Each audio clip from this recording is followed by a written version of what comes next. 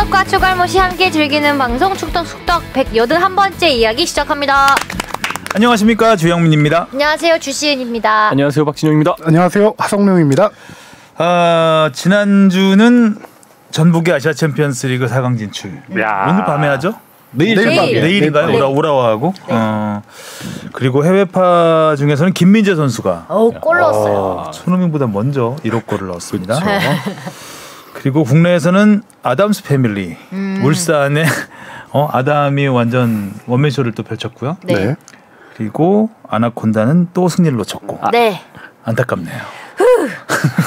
언젠간 하겠죠.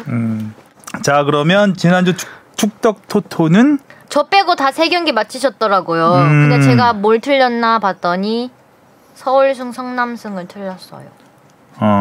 서울 성남을 성남승으로 네, 했고 성남이 이겼으면 하는 바람으로 찍었었는데 아무래도 뭐 이변이라면 이변이라고 볼 수 있는 게 저희가 제주 수원 경기에서 모두가 제주가 이기는 거에 걸었거든요. 제주가 뭐 골잔치를 펼쳤으니까. 네, 그렇죠. 근데 수원이 그건 다 틀렸어. 제주 경기는. 맞아요, 다 틀렸습니다. 수원이 뜻밖의 분위기 반전 어떻게 보면 성공했죠.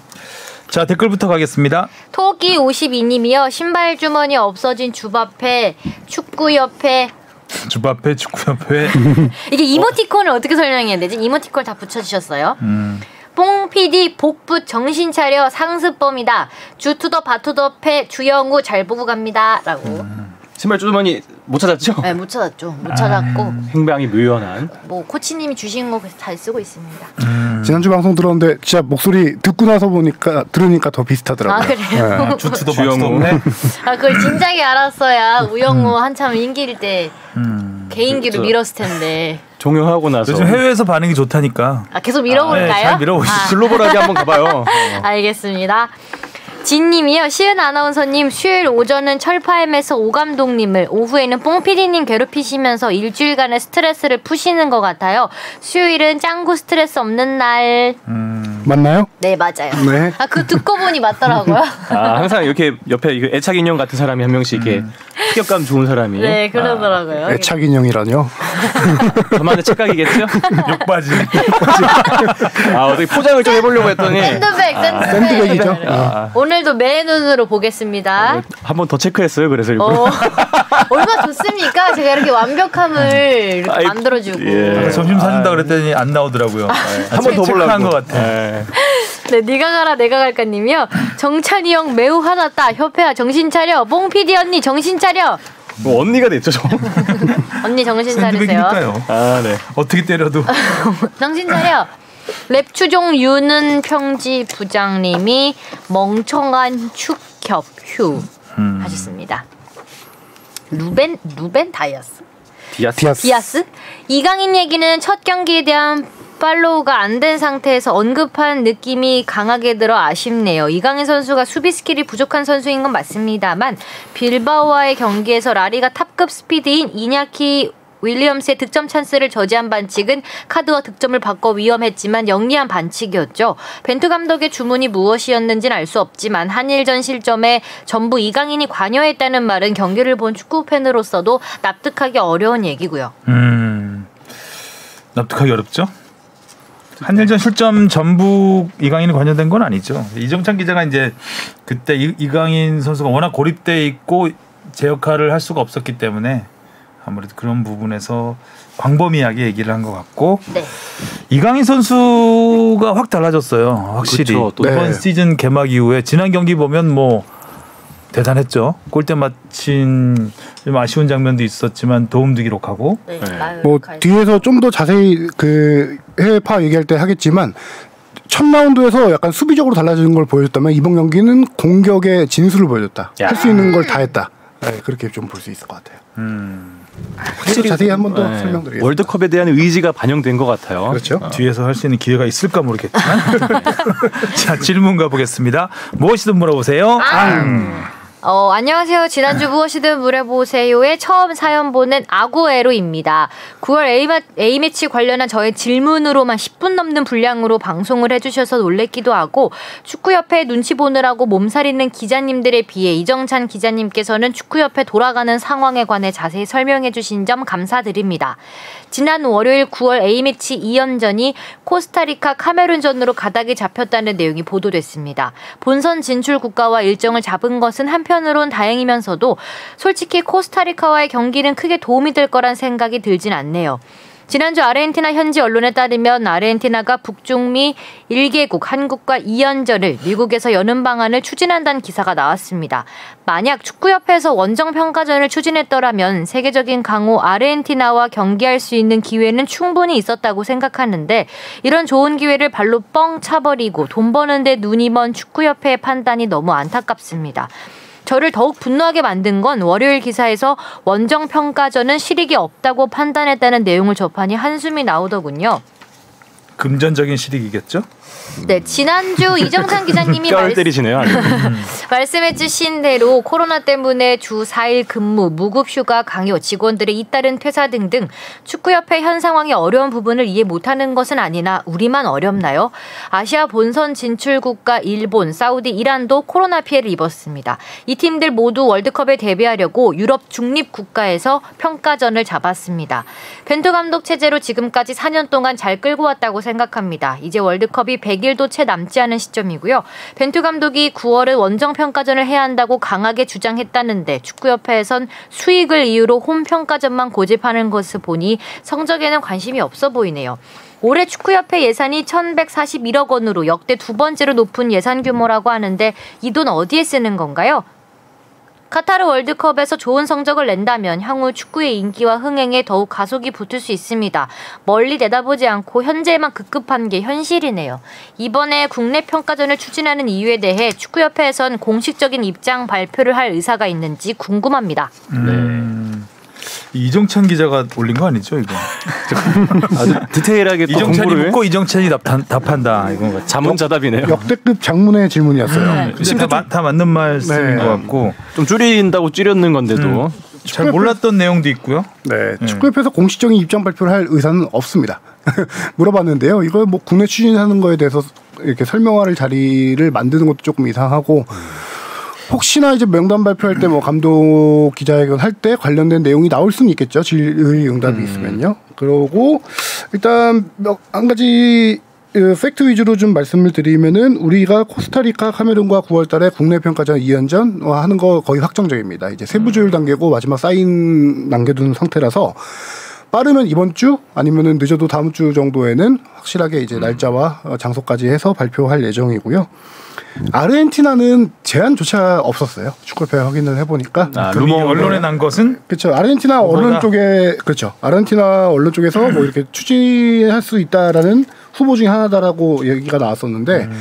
아르헨티나가 미국에서 2연전을 이번에 치르거든요. 네, 그래서 일단 제한이 없었던 것뿐만 아니라 우리가 만약에 하게 되면은 아르헨티나랑 하게 되면은 미국에서 2연전을 모두 치러야 되는데 뭐 그런 여건 유럽파들이 또 미국까지 와야 되는 상황이기도 하고요. 뭐 일단 논의 자체가 없었다고 하니까 이거에 대해서 뭐 말을 더 이상 할 건 없을 것 같고, 예, 코스타리카, 카메룬과 이제 유럽 평가전이 아니고 국내에서 치르는 이유는 뭐 여러 가지가 있겠지만 유럽 가게 되면은 여러 준비할 사항들이 좀 많긴 해요. 일단 호스트이기 때문에 경기장 섭외도 해야 되고 거기서 일단 실익이 없다라고 한 것 중에 하나가 유럽 팀과 평가전이 안 된다. 제3 중립 지역에서 하는 거거든요. 유럽 팀은 다 네이션스 리그 하는 거고. 물론 선수 편의를 좀 제외한 부분이겠죠. 축구협회에서 부인은 못했어요. 수익적인 측면을 고려한 게 국내에서 하는 거다라는 걸 고려하는 걸, 아니, 국내에서 하는 거를 수익 때문이라는 것을 부인하진 않았어요. 왜냐면은 해외, 유럽이나 이런 데 가서 하게 되면 관중 수익이 거의 없잖아요. 근데 국내에서 하게 되면은 이게 몇십억 이상의 관중 수입이 생기는 거기 때문에 그런 것도 충분히 고려한 사항이다라고 설명을 했고요. 우리가 의문이었던 거는 코스타리카랑 카메룬이랑 을 비롯해서 이 나라들을 섭외하기가 상당히 어려웠어요. 와가지고 멀리까지 와가지고 이렇게 경기를 치르고 가는 거였는데 돼서 근데 저는 이제 설명 듣고 나서 이해는 갔는데 그거를 이제 정찬이 불러 공식적으로 다음 주나 뭐 이번 주에 보도자료가 나올 때 왜 이 나라들이 이렇게 우리나라까지 오게 됐는지 그에 대한 설명이 좀 있을 것 같아요. 지금은 밝힐 수 없는 상황이에요. 저는 이제 들었는데 진짜 실익이 없는 건 코스타리카와 카메룬 아닌가 어찌 보면. 갑자기 아시아 대륙에 코스타리카와 카메룬은 유로파를 불러야 되잖아요. 한국으로. 그렇죠.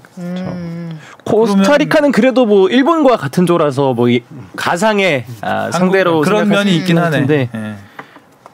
카메룬은 뭐. 아시아 국가랑 같은 조에 속하지는 않네요. 네. 카메룬은 브라질, 세르비아, 스위스랑 있고요. 코스타리카 같은 경우는 일본에 대비해서 우리나라와 이제 평가전을 치를 길 원했었고 그래서 오래전부터 얘기가 나왔던 팀이고 이제 아프리카 팀 섭외가 좀 어려웠던 부분인데 이 부분은 뭐 카메룬을 어떻게 설득했는지에 대한 부분들이 이제 아마 다 공식적인 발표가 나오면은 조금은 이해가 가는 상황이 되는데 힌트 하나만 드리면 뭐 히든 카드가 하나 있더라고요. 사실 카메룬 입장에서도 제일 뭔가 의아하긴 해요. 그러니까 지금 같은 조에 속한 조에 뭐 아시아가 없는 것도 그렇고 그리고 코스타리카 같은 경우에도 사실 우리나라 입장에서 좀 더 아쉬운 거는 우리나라가 뭐 이렇게 북중미 대륙 국가와 붙는 것도 아니고 그렇다고 뭐 코스타리카가 강국도 아니고 여기 또 아구에로님이 써주셨는데 코스타리카 지금 축구 스타일이 거의 좀 내려앉는 스타일이라고 하더라고요.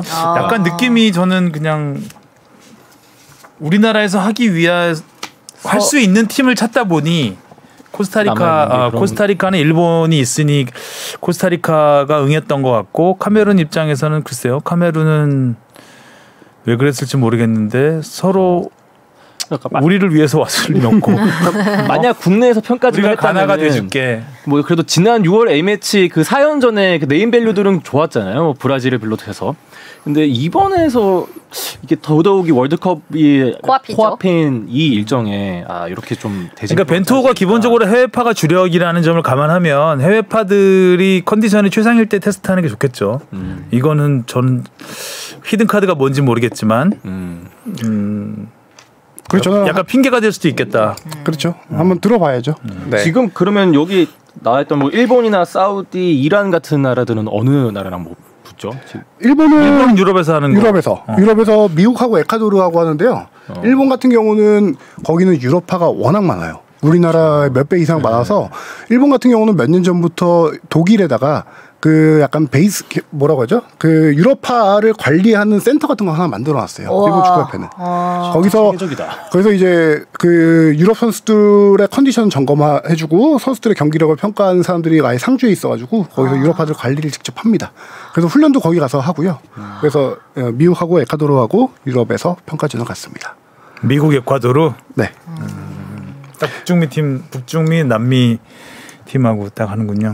저는 근데 이것보다 안타까운 게 11월 달에 이제 평가전을 국내에서 출정식밖에 하지 않는다는 거. 지금 또 오늘도 물어봤는데 11월 달에 현지 가서 우리가 11월 17일 이전에 할 수 있는 기회가 있거든요. 네. 14일 날 현지 들어가고 벤투 감독이 그건 원치 않았다는 얘기도 있던데. 거기서 경기하는 월드컵 직전에 하는 경기는 부상 우려가 있기 때문에 벤투 감독이 월드컵 직전에는 안 하면 좋겠다라는 얘기를 얼핏 들은 것 같아요. 맞아요. 맞는데 저는 이제 국내 출정식보다는 오히려 그 현지 가서 국내 출정식이라 하면 경기를 하고 하나요? 하고 해야 되겠지. 그렇죠. 경기 하는 거죠. 그러니까 그것도 팀을 불러서 유럽파 없이 국내파끼리. 네네. 너무 돈 냄새 나잖아요. 진짜. 국내 출정식은 한대요? 국내 출정식은 계속 추진 중입니다. 11월 달에 가게를 억지로라도 오픈을 시키겠다라는 의지가 보이는. 동네 사람만 받아서도 로컬 국내파끼리만 한다고요? 이제 유럽파는 11월 14일부터 소집이 가능합니다. 개막 일주일 전부터. 그렇기 때문에 일단 K리그는 10월 말에 다 경기가 끝나요. 네. 10월 말에 끝나서 뭐 중국이나 일본 뭐 중동파들까지 스케줄까지는 모르겠지만 K리그들은 10월 말에 소집을 합니다. 소집을 해서 훈련을 해요. 그리고 11월 14일 날 출국하기 전에 그 사이에 이제 그렇게 할 거면 하겠다는 거죠. 근데 그러면은 국내 출정식도 안 하는 그 경기 끝나고 출정식을 꼭 해야 될 필요는 없어요. 네. 그러니까 그게 국내 출정식이 뭐 그러니까 예를 들어서 가까운 나라거나 이러면 당연히 할 수 있고 그 여유가 되면 할 수 있지만 이번 같은 경우는 해외파들이 올 수가 없는 상황이잖아요. 리그 거의 끝나고 바로 현지로 합류를 카타르로 가야 되는데 한국을 왔다 가는 건 불가능한 것이고 그렇다면 현지에서 평가전을 하고 해야 했던 거 아니면 벤투 감독 말대로 안 하든가. 그러니까 그게 월드컵 바로 진짜 더더욱 더 코앞이기 때문에 선수들 사기에 바로 영향을 끼치잖아요. 그러면 상대 팀은 월드컵 나가는 팀은 당연히 아닐 것이고. 그거를 계속 섭외 중인 거죠. 월드컵 나가는 팀 우리나라 왔다 갈 일은 저도 이론적으로 힘들 거라고 생각합니다. 네, 그거는 뭐 아시아 팀 아닌 이상 일본하고 한일전을 하고 갈려나? 예전에 2010 그때가 산책 세레머니가 그때 일본 남아공 월드컵 출전 그런 거라면 가능하죠. 근데 만약에 그 경기에서 혹여나 진다? 이번에 동아시안컵 3대0으로 지면서도 완전 비판 여론 맞이했는데 그때도 혹시나 이제 우리나라 그리고 이제 그때는 남아공 때였죠 그때가? 네네. 남아공 때는 여유가 있었거든요. 그 기간이 해외파가 국내 소집이 됐기 때문에 맞죠? 네. 그랬기 때문에 유럽도 여기서 똑같이 풀스쿼드로 붙을 수가 있었고 그래서 거기서 하고 이제 넘어가서 또 평가전 한번 하고 갔죠 그때. 네, 그 평가전 그때는 저 6월달에 열리는 월드컵이기 때문에 국내 출정식은 어떻게 보면은 그냥 항상 해요. 자연스러운 과정인데 이번 같은 경우는 거의 프리미어리그 끝나고 한 2주 있다 개막하지 않나요? 프리미어리그 중단되고 한 2주인가 3주 있다가 바로.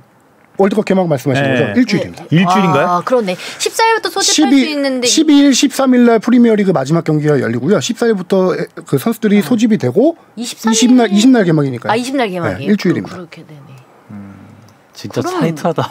왜 하는 거지? 굳이? 국내파만 있는데? 2주 연속. 요 얘기는 사실인가요? 1141억 역대 두 번째 높은 예산. 그건 확인 안 해봤는데요. 뭐 이 정도 예산이 맞습니다. 이미 한 900억 넘은지가 제 기억으로 10년이 넘었던 것 같고요. 네. 공룡 집단이다라고 예전부터 많이 표현을 했었죠. 이주연소 협회가 비판받고 있네요. 기우이길 바랍니다. 그러게요. 너무 화가 나서 약간 오바를 좀 했다. 그 하려나? 출정식을. 자, 재미있는 얘기로 넘어가죠. 네. 이슈 포커스. 사이타마에 꽂은 관제탑 전북의 뉴 비상선언. 오 좋은데요 이거 제목.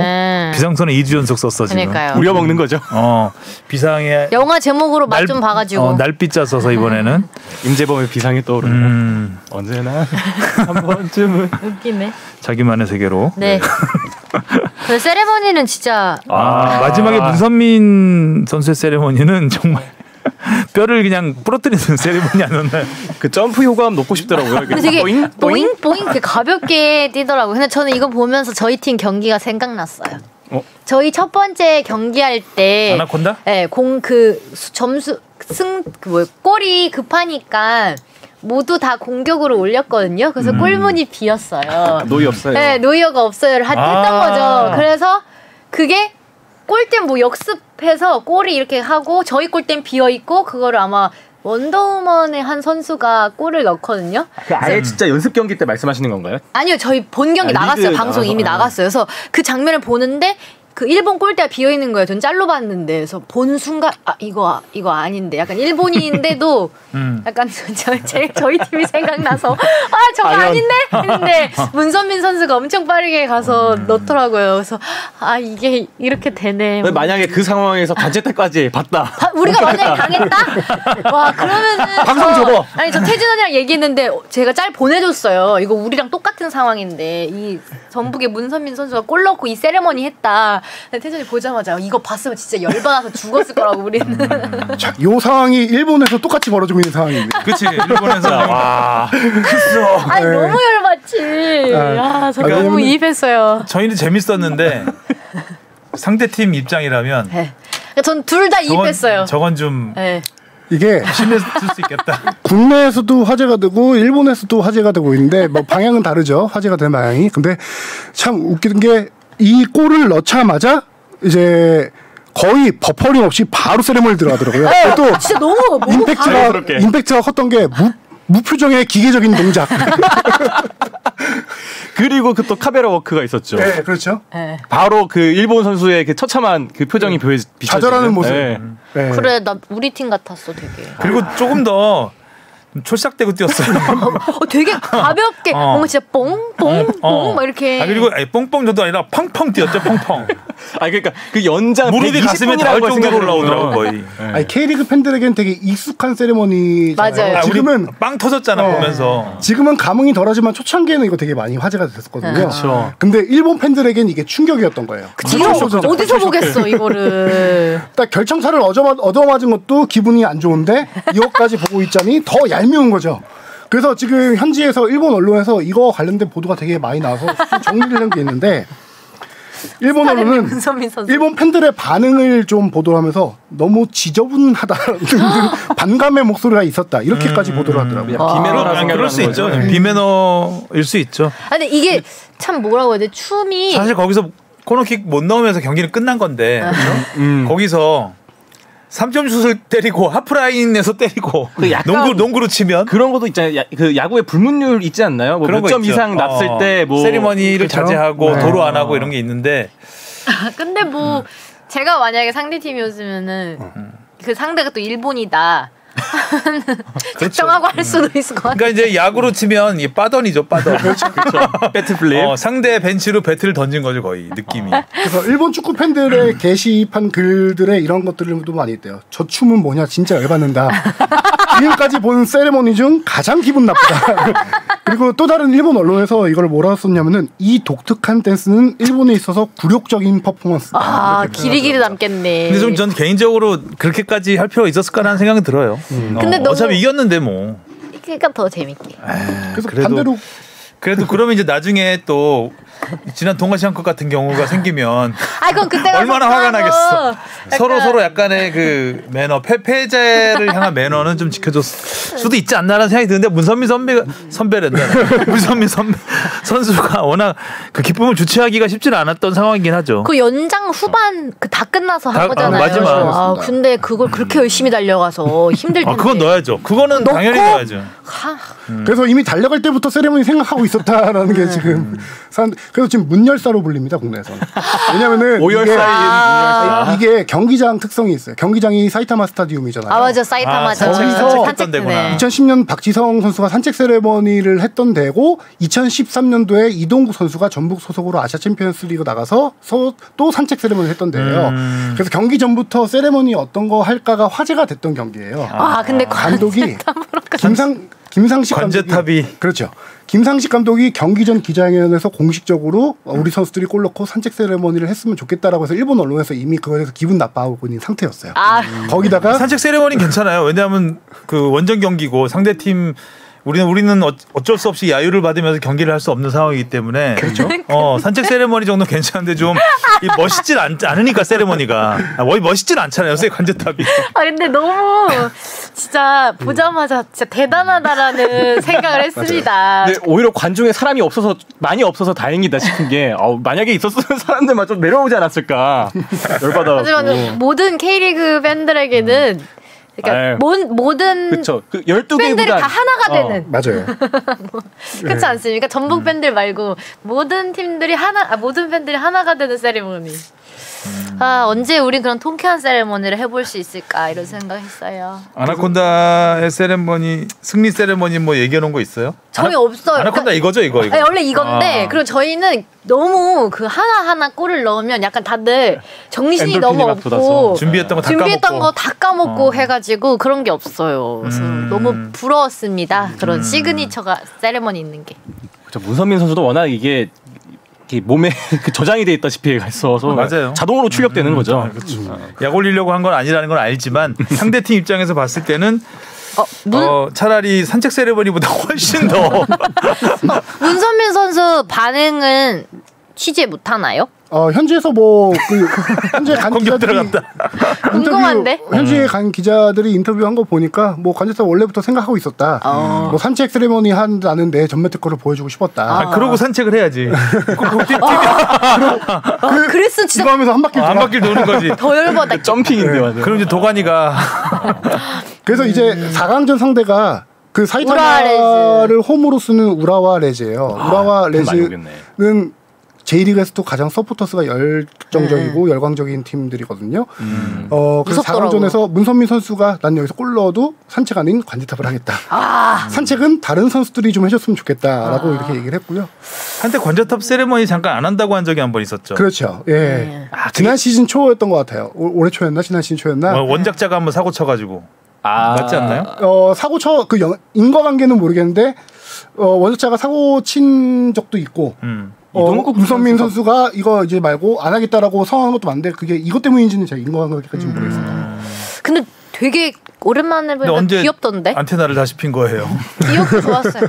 원작자도 다시 이렇게 활동하기 시작한 지 꽤 돼서 최근에 볼 수가 없었던 게 올 시즌에 골이 거의 없다가 최근에 이제 K리그에서 한 골 넣고 가서 또 넣은 거라서 그동안 세레모니를 하긴 골을 많이 못 넣었죠. 네. 최근에 제가 지난번에 얘기 드렸었잖아요. 그동안 부진했던 이유에 대해서. 그렇죠, 그렇죠. 근데 우라레즈의 경기는 또 여러모로 뜨겁겠네요. 그렇죠. 그러니까요.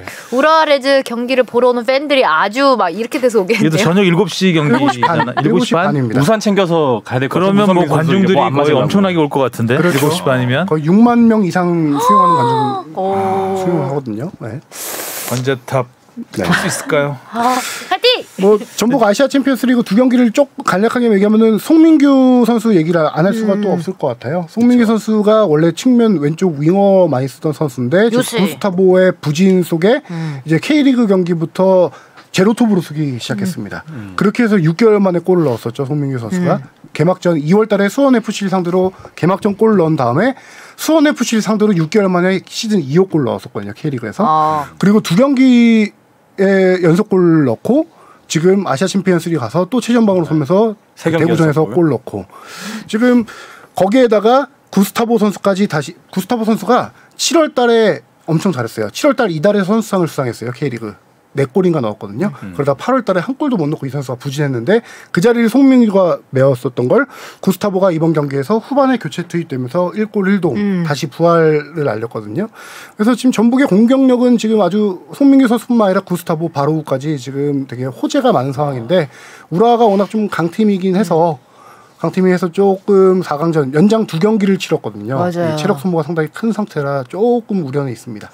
연장을 2경기나 해가지고. 네. 우라와레즈는 다 90분에 끝낸 거죠? 네. 우라와레즈는 그렇습니다. 근데 골들을 많이 넣었어요. 말레이시아의 조호르를 5대0 빠툼을 4대0 태국의 빠툼을 4대0 와 만만치 않네요. 우라와가 지금 J리그 순위표 보니까 8위인가 그런 것 같아요. 8위 정도 있습니다. 네.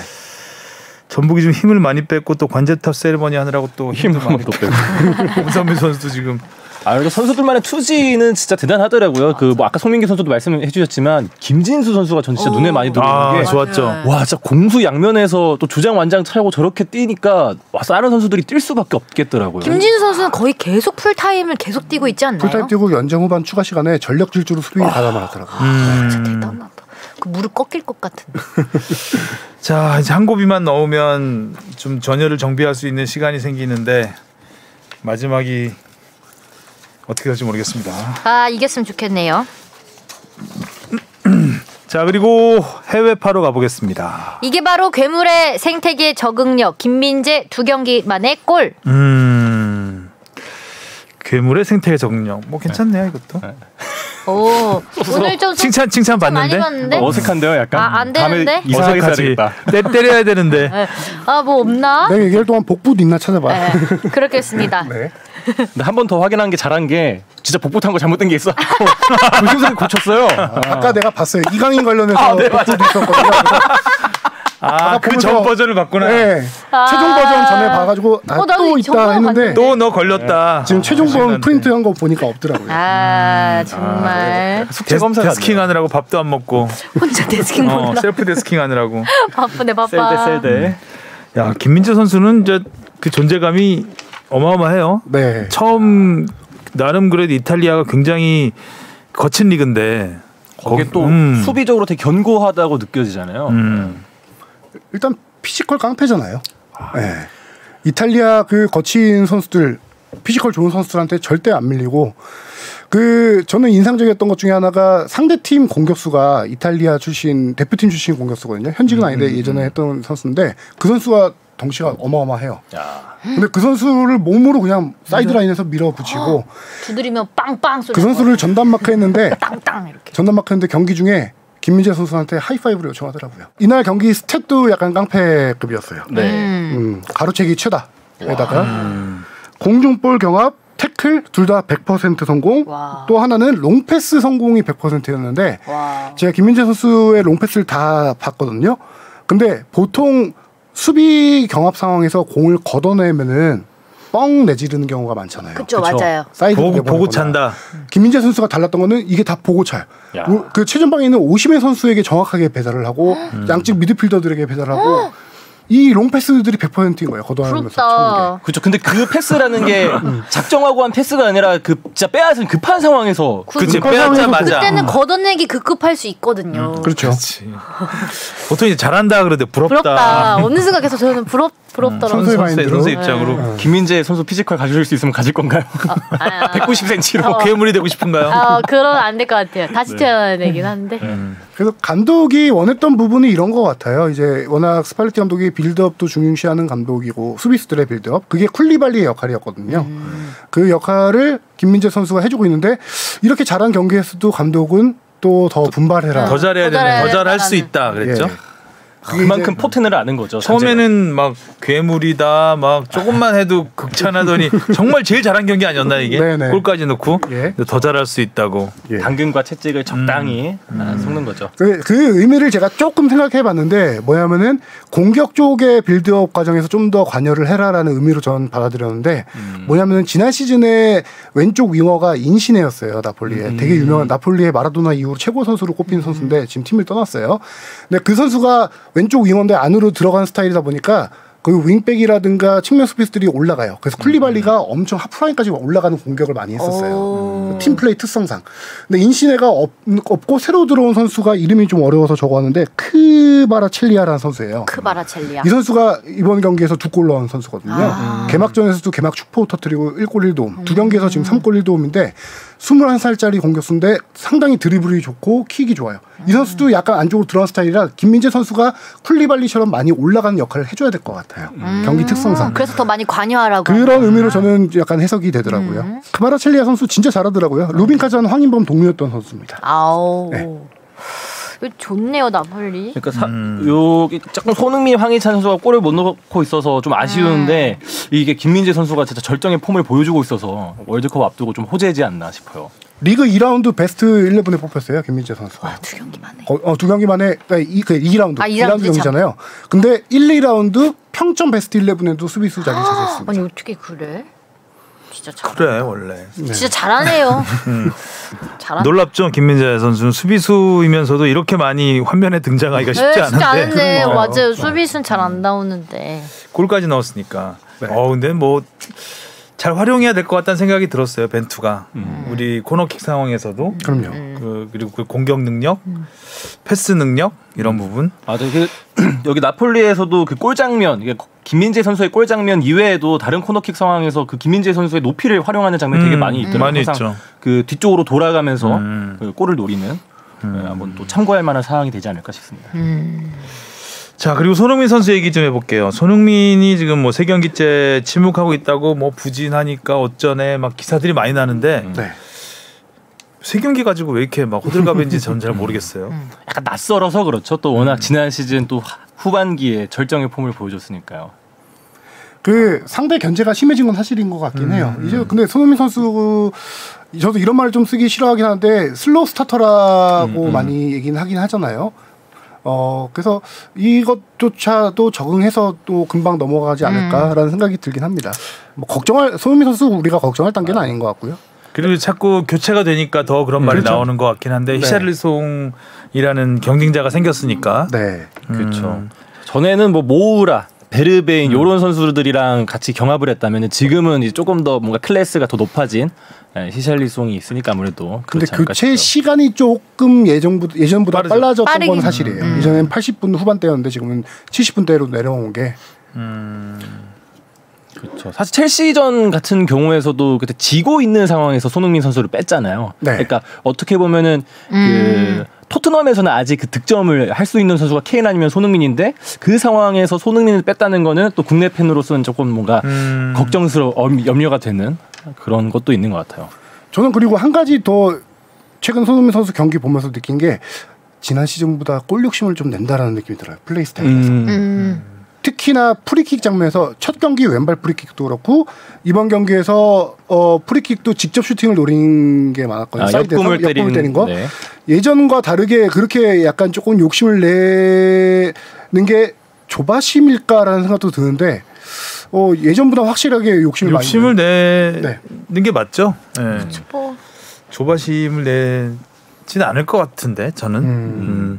마음가짐은 조금 뭔가 달라졌을 콘테 감독이 어느 정도 그 활용 계획에 대해서는 얘기를 하지 않았을까 손흥민과 라는 생각도 들고 일단 히샬리송을 최대한 팀에 적응시켜야 되는 상황이기 때문에 일단 뭐 손흥민의 체력 안배 문제도 좀 있고 히샬리송한테도 어느 정도 시간을 줘야 되는 부분이 있기 때문에 히샬리송 그 비싼 돈 주고 데리고 와서 그렇죠.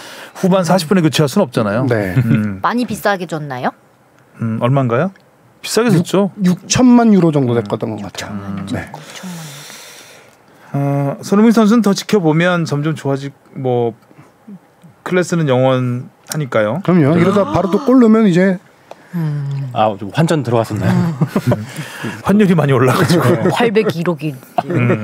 지난 시즌에도 손흥민 선수가 첫 12경기에서 4골 넣었고 마지막에 이제 10경기에서 12골을 몰아치면서 그런 걸 생각을 해보면은 아직 뭐 염려하기는 되게 이르죠.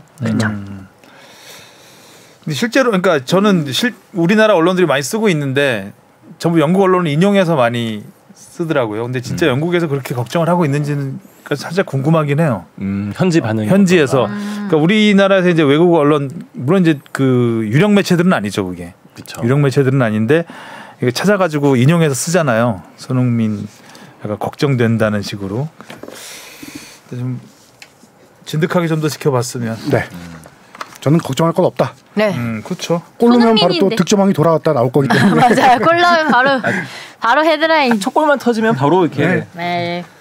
저는 그러지 않았으면 좋겠다는 거예요. 언론이 제발. 손흥민은 손흥민이었다. 약간 좀 통찰력을 가지고 좀 내다볼 수 있고 좀 기다려주기도 하고 그게 현실적으로 잘 안 되는 게 사실이긴 한데 호들갑은 좀 떨지 않았으면 하는 게 제 개인적인 바람입니다.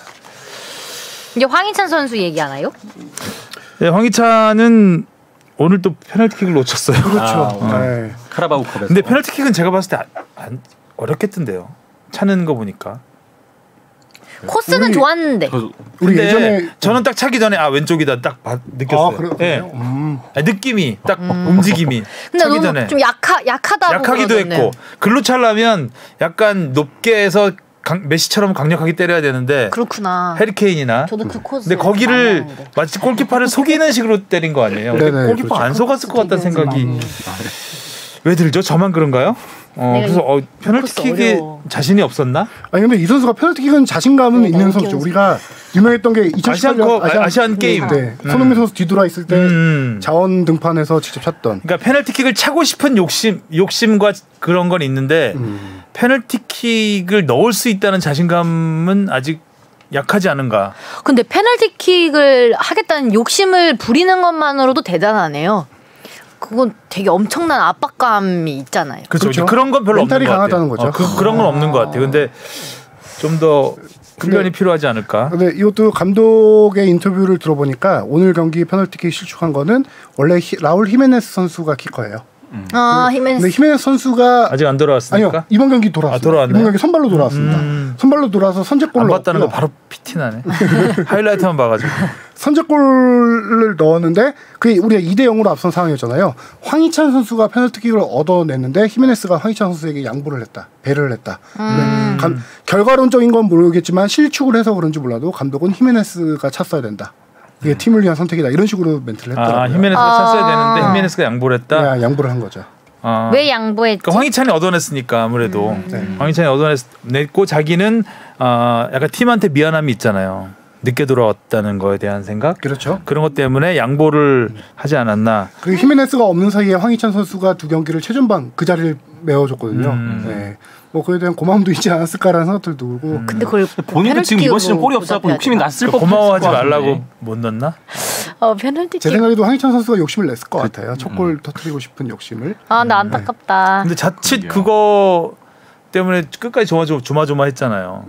2대1로 이겼잖아요. 2대1은 불안한 스코어거든요. 2대0 상황이었는데 그거 넣었으면 3대0이 되는 거였잖아요. 조금 아쉽네요. 황희찬 화이팅.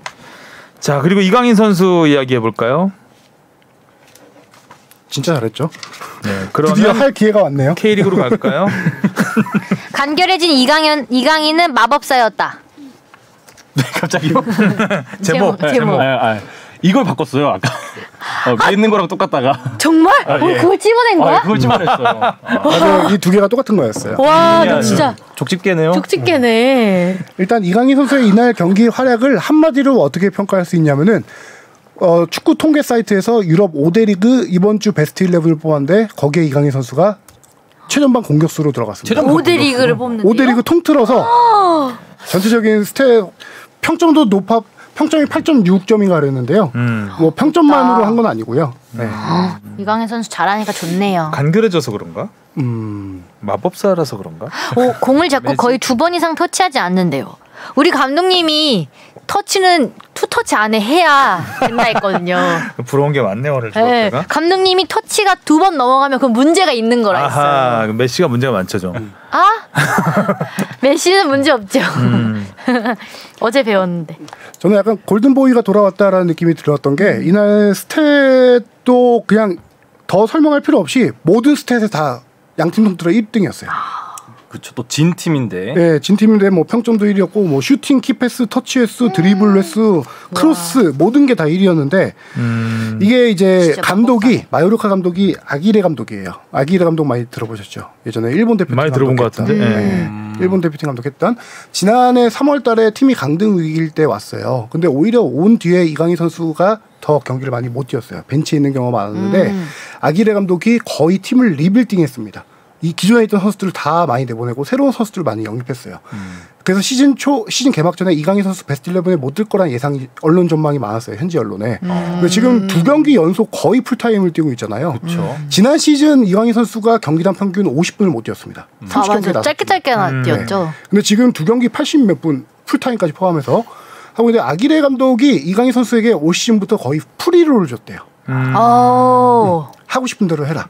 20세 이하 월드컵 때 정동용 감독이 이강인 선수의 활용법을 그렇게 썼던 거죠. 수비 부담을 좀 줄여주는 자기 자리를 찾은 건가요, 그러면? 그것까지 좀 더 지켜봐야 될 것 같은데 이강인 선수가 아까 그래서 포지션을 얘기하신 게 선발 라인업 나올 때 스페인 리그는 그래픽으로 나오잖아요. 거기 오른쪽 윙어로 나왔어요. 거기에는. 근데 실질적으로 경기는 플레이메이커 역할을 했는데다가 경기 중에 최전방도 쓰고 왼쪽 윙도 쓰고 진짜 자유자재로 공격 전 포지션을 다 돌아다니더라고요.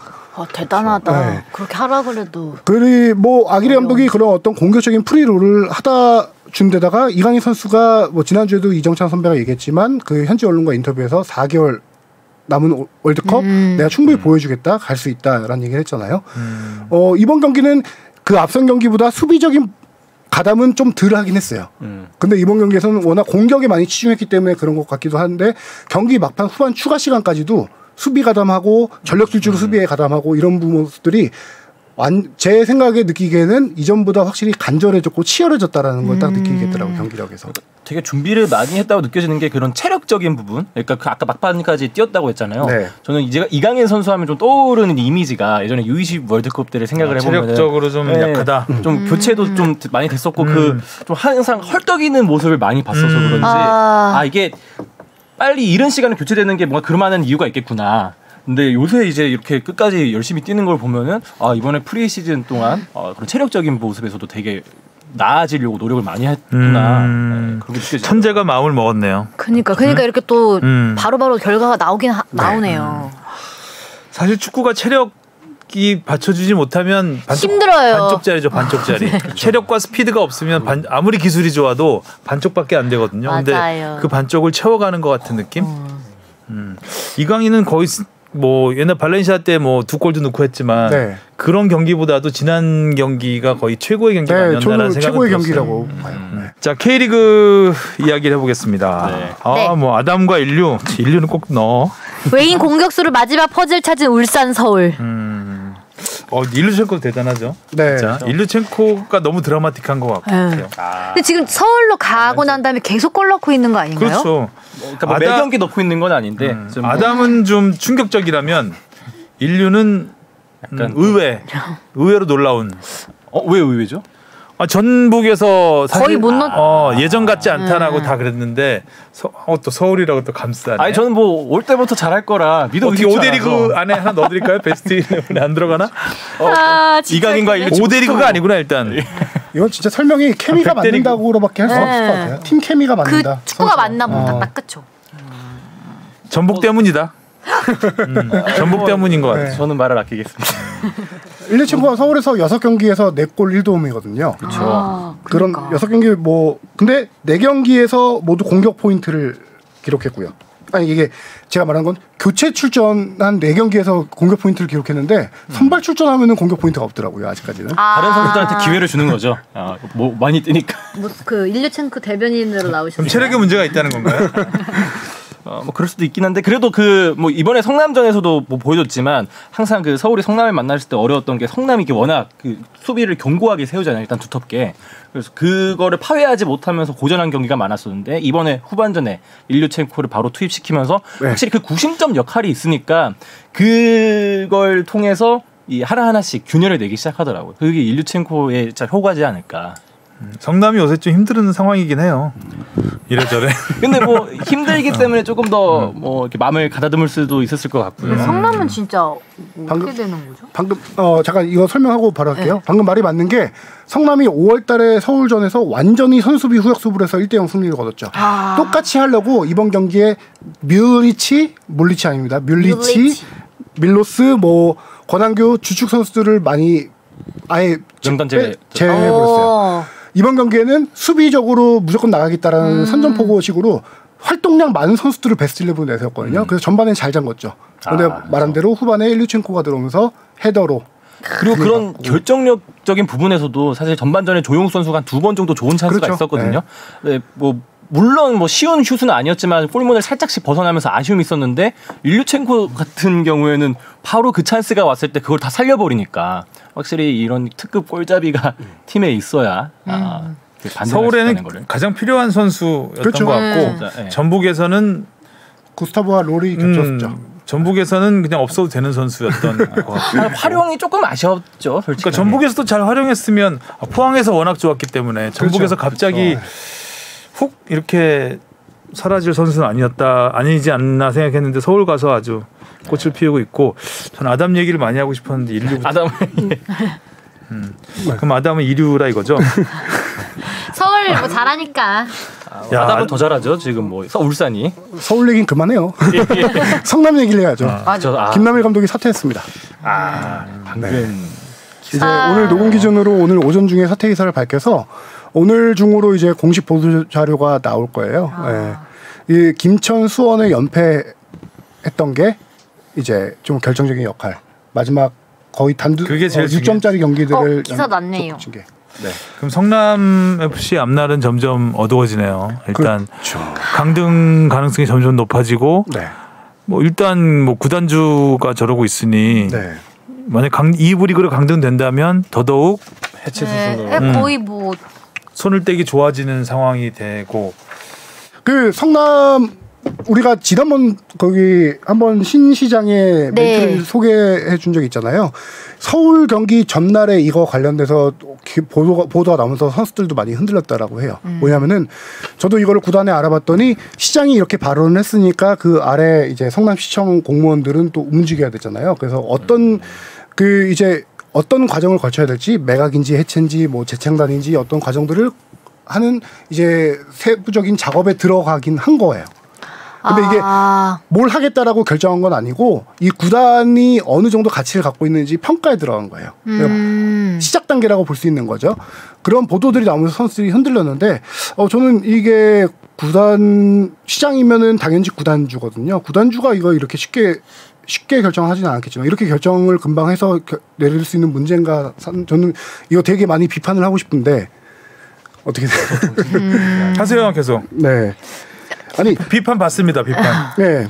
안타까운 성남은 저기 우리나라 구단들 중에서도 되게 역사가 있는 전통의 명가예요. 그 아시아 챔피언스리그 2회 우승, K리그 7회 우승 아주 전통의 명문인 팀이거든요. 근데 2014년도에 시민 구단으로 전환한 다음에 성적이 안 좋아서 2부 왔다 갔다 하는 그런 좀 아픔도 있었지만 이런 전통을 가진 구단, 그것도 최근에 문제가 정치 권력에 의해서 좌지우지되는 거, 흔들리고 있는 거거든요. 그 전전 이재명 시장 때 이재명 시작 때 있었던 약간 비리 의혹들 관련해서 새로운 시장이 와서 이 구단은 돈 먹는 함하고 성적도 못 내고 비리의 온상이다 이런 식으로 얘기를 하고 있는 거잖아요. 이게 정치 권력 근데 막상 선수들이 무슨 잘못이에요? 지도자가 무슨 잘못이에요? 구단의 아래 직원들이 뭔 잘못이에요? 그런 비리를 저질렀던 거는 구단의 고위층들이에요. 근데 고위층들은 축구인들이 아니고요. 그 시장들이 구단주가 됐을 때 자기의 낙하산 인사들을 앉혔던 공무원들이에요. 고위층들은. 그 공무원들이 이런 일들을 해왔던 건데 이런 안 좋은 일들이 있으면은 그런 어떤 썩어낸 부분을 도려내서 이걸 팀을 재창단 다시 팀을 리빌딩하고 새롭게 고쳐나가는 게 구단주의 역할이지 이거를 손 떼겠다, 손절해놓고 이거를 구단 매각하겠다, 해체하겠다 이렇게 성화하는 거는 정말 아니한 사고가 아닐까. 저는 이거에 대해서도 엄청 좀 많이 비판을 하고 싶죠. 가장 중요한 건 당이 바뀌어서 그래요. 네, 그렇죠. 그게 제일 중요한 거고. 만약에 그러니까 그 똑같은 당의 시장이나 아니면 같은 시장이 있는데 갑자기 비리 온상이라고 갑자기 그러면서 팔아먹는다. 그런 다음에 이제 이런 비판이 맞지만 지금 이제 그런 시각보다는 당이 바뀌고 지금 지난 시장, 지난 기회 시장이 했던 거를 다 뒤집어 엎고 싶은. 그런 거에 대한 약간 보복 심리가 좀 있는 것 같고. 근데 정치랑 스포츠는 같이 갑니다. 같이 가면 안 되는. 같이 가게 될 수밖에 없어요. 그럴 수밖에 없죠. 같이 가면 안 되죠, 당연히. 네, 안 되는데 같이 가면 안 된다고 주장하면서 꼭 같이 가요. 또 활용하고. 네, 맞아요. 그러네요. 스포츠는 특히 우리나라에서는 탄생 자체가 정치에 이용되면서 커왔잖아요. 복잡합니다. 이걸 이제 뒤집어 여기에 반기를 줄 수 있는 건 팬들밖에 없죠, 이제. 그렇죠. 네. 이거는 구단을 해체하는 건 가장 비겁한 일이라고 생각하고요. 구단이 예전에 한번 홍준표 경남지사 시절에 경남을 한번 또 없애려고 해가지고 팬들이 들고 일어났었죠, 그때. 네. 이번 경기에서도 서울전에서도 서포터스가 걸개를 들고 왔어요. 매각 결정 철회하라. 걸개를 들고 왔고 구단 서포터스 공식 서포터스가 호소문까지 발표를 공식적으로 했고요. 그래서 이 시장이 꼴찌 하는 팀에게 예산을 투입하는 거는 어떤 돈 먹는 함하고 자기 뭐라고 했죠? 그때 배임 행위다라고 했었나요?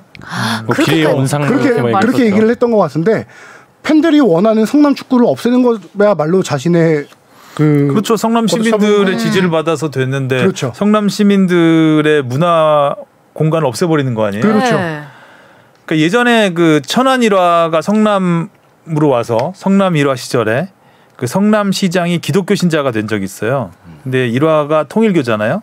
그래서 그때도 이제 성남 일화를 없애려고 해서 굉장히 팬들과 마찰이 컸던 적이 있었죠. 결과적으로는 이제 일화가 손을 뗐고 그래서 이제 성남시가 이제 그걸 받아들였는데 쭉 그래도 명문구단의 명맥을 이어오고 있었는데 다시 이제 그 정치적인 이유 때문에 그렇죠. 이거를 한다는 거는 그런 거죠. 지금 이와 관련된 수사가 계속 이어지고 있잖아요. 성남 구단 관련. 그러니까 성남은 비리 구단이라는 거를 이미 낙인을 찍어버림으로써 시장 자체가 그거에 약간 유죄라는 그 선입견을 심는 거죠. 프레임을 심는 거죠. 이거는 그 비리 구단이다. 지금까지는 비리 구단이었다라는 거를 시장이 우리는 손절하겠다라고 함으로써 이 수사를 하고 있는 계속 수사 관련된 기사들 나오잖아요. 그거를 보는 사람으로 하여금 성남 구단은 비리 구단이라는 프레임을 그러니까 정치적인 힘을 써서 치워버리겠다는 거죠. 이게 참 비겁한 짓이죠. 어떻게 보면 장난질이죠 정치꾼들의. 만약에 이제 앞으로 계속 좀 이거는 이슈가 될 것 같아요. 네. 그렇다고 지금 여러 가지로 어려운 경제 상황에서 선뜻 나서는 이걸 인수하겠다라고 나서는 구단이 기업이 있을 것 같지는 않아요. 물론 K리그 팀들이 많이 생겨나고는 있지만 이런 프레임 때문에 현재 있는 스폰서도 많이 끊기고 있다라고 해요. 매각하려는 팀이 당연히 나타나지 않고. 진짜 좀 여러 그러니까 좀 완전 어떻게 악재가 잘 살려서 더 그러니까 자기가 살려서 자기의 힘으로 키울 생각을 하질 않고 이거는 내가 전혀 관여되지 않은 구단이야. 꼬리 자르기 같은 그렇지. 느낌이. 그런 걸 하고 있다는 자체가 화가 납니다. 화가 나죠. 네. 아무튼 선수들 입장에서는 굉장히 지금 불안한 상황에서 네. 경기를 하고 있는 건 맞는 것 같습니다. 아니 뭐. 자 이제 아담 얘기 잠깐 하고 네. 마무리를 해야 될 것 같습니다. 아담. 그 헝가리 대사관에서 왔다 그러지 않았나요? 경기장에? 네. 그 두 분이 왔는데 한 분은 우리나라로 치면 문체부 차관급이 온 거 같고. 헝가리에 네. 이 선수를 보기 위해서요? 김천까지. 김천까지? 그러면 생각해보니까 김천이네. 배성재 선수 KTX가 뽑았다고 그때. 네네. 인생 경기 봤죠 뭐. 한 분이 누구였죠? 그 문화 어디 무슨 대사관 관련된 분. 네, 한 분이 같은데. 주한 예. 대사관 뭐 이런. 김천까지. 그렇죠. 홈 경기도 아니고. 헝가리 찐팬들이 응원하는 앞에서 2골을 넣었죠. 꿀이 떡떡 떨어지더라고요 눈에서. 네. 이 선수가 키가 191 정도 되고요. 몸무게가 공식 프로필 보니까 95kg. 100kg 넘겠던데. 볼 100kg 것 같죠? 아 이게 딴 것보다 몸무게 이렇게 옆에서 보니까 흉부가 레슬러야. 와, 깜짝이야 진짜 이게 레슬러 같이. 나 거의 2개인데?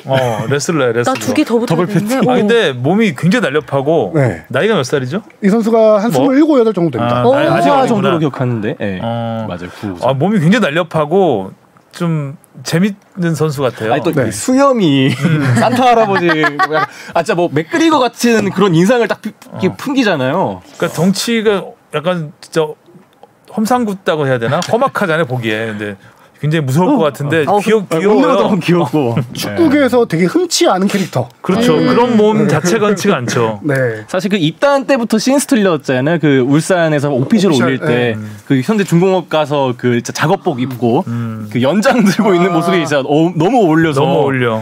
이건가요? 이거 맞죠? 네네 맞아요. 그 영상도 있어요. 더군다나 임팩트 있는 게 이름 임팩트까지 있잖아요. 몸은 그런데 이름이 또 아담이라서. 네. 근데 울산이 되게 좋은 선수를 영입했다까지는 아직은 모르겠지만 좋은 조합을 찾았다라는 생각이 들더라고요. 울산은 기존에 레오나르도 선수가 최전방을 버텼잖아요. 그렇죠. 근데 이 선수는 딱 전형적인 타깃형 스타일이 아니에요. 울산 스타일에 맞는 홍명보 감독이 원하는 연계 플레이 강하고 침투 잘하고 뭐 스피드가 좋은 이런 기교파 기술이 좋은 선수인데 패스가 좋은 것 같은데. 그렇죠. 연계 플레이 2대1 패스 이런 걸로 침투하는 스타일이 좋은 스타일이에요. 그러니까 딱 중심 잡아주고 옆에 수비수가 아무리 비벼도 움직이지 않고 있다가 지금 원터치로 앞으로 찔러주고 이런 거 잘하는 것 같고. 진짜 부담스러운 공격수다. 부담스럽죠. 한번 튕겨보고 싶기도 하고. 아담 얘기. 아담. 레오나르도 지금 얘는 레오나르도 얘기하고. 방금 레오나르도에 대한 설명이었어요. 연계 플레이. 네. 아담도 연계 플레이 잘하는 것 같아. 잘하는데. 그 골문 앞에서. 그러니까 이제 비교를 해서 그래서 레오나르도를 중심으로 해서 울산은 이선 공격수의 그런 기술적인 선수들이 엄청 많았어요. 그렇죠. 아마노주, 이청용, 윤일록도 있고 거기다가 스피드 좋은 엄원상 선수, 바코, 그렇죠, 바코까지. 그런데 이 스타일과 완전 상반된 전형적인 타깃형 스타일이 들어왔는데 방금 말씀하신 대로 연계 플레이까지 약간 되는 스타일이에요. 그러니까 딱 중간에서 버텨주면서 자기가 공 받으면은 그걸 상대 양쪽 측면으로 꼼짝하질 않더라고.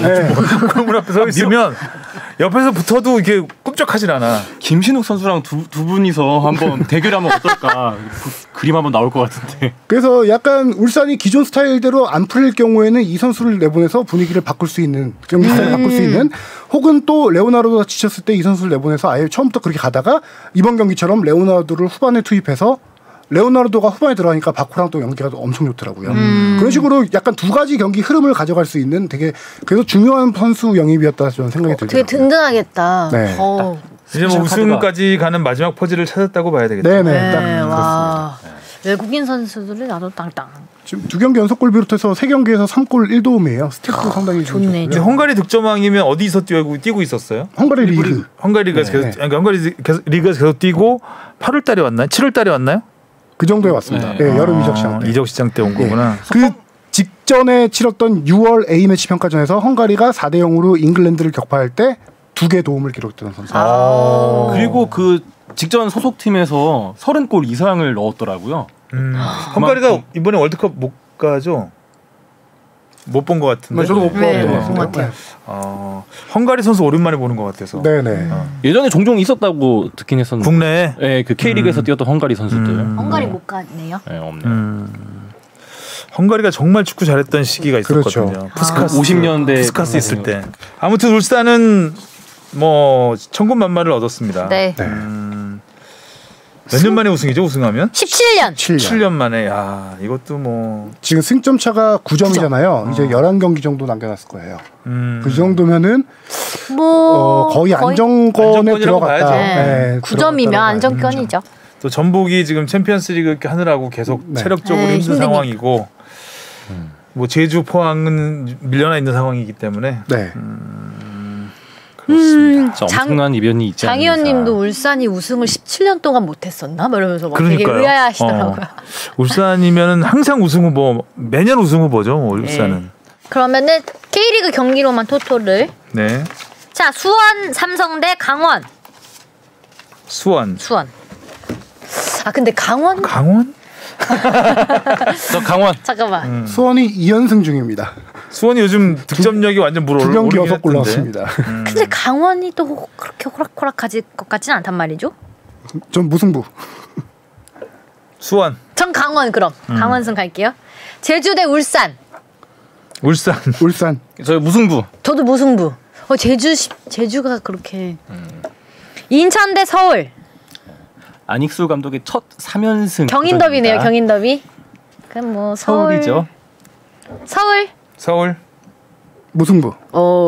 성남 대 수원 FC. 저는 오늘도 응원하겠습니다. 성남승. 저도 성남. 전 성남시장 봐서 수원 FC. 저도 수원 FC. 대구 대 김천. 대구. 대구. 저 무승부. 전북 대 제주. 제주. 전북. 저도 전북. 잠깐만요. 늦었어요. 자. 잠깐. 근데 왜 제주가 두 개지? 왜 제주가 2개예요? 포항 아닌가요? 찾아냈어요. 마지막에. 맞아요. 전북 대 포항이에요. 어쩐지. 전북 대 포항. 저 찾아냈어요. 이거 경기 연기됐다는 거 왜? 저 찾아냈습니다. 드디어 한 건, 오늘도 한 건. 정신 차려. 역시 끝날 때까지 끝난 게 아닙니다. 야, 마지막 줄 딱 제주인데. 전북 대 포항이죠. 얼굴이 화끈하네요. 정신 차려. 전북 대 포항? 그럼 전북. 포항. 저도 포항. 저 전북. 그래, 전북 해라. 잘못 썼는데. 미안하다. 참네. 요건 제주로 계속 갔으면 다 맞을 뻔했네. 문제가 틀렸으니까. 네. 정말 오늘 하나 찾아냈다. 어떻게 이렇게 마지막에 있죠?